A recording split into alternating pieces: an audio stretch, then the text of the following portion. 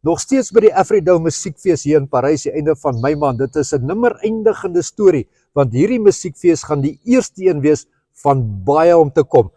Vir die mense wat nou gaan kom kuier, hulle moet hulle kampstoele bring, hoekom? Op die kampstoele bring, jy kan kom sit enige plek wat jy wil.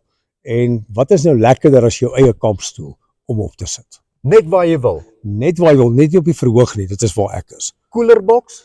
Koelerbox vir ongelukkig nie, daar is 'n restaurant op die terrein en ons het baie stalletjies. En daar's kroeg ook. Jy kom met jou kombersie as jy wil, jou kampstoeltjie en jy slaan daar op en jy geniet die fees. Jy kan dit doen en as jy kombersie saambring, dan los jy hom sommer hierso en dan maak ons dit deel van ons kombersinsamelingsprojek en ons gee hulle Sondag vir die VVA. Wonderlik.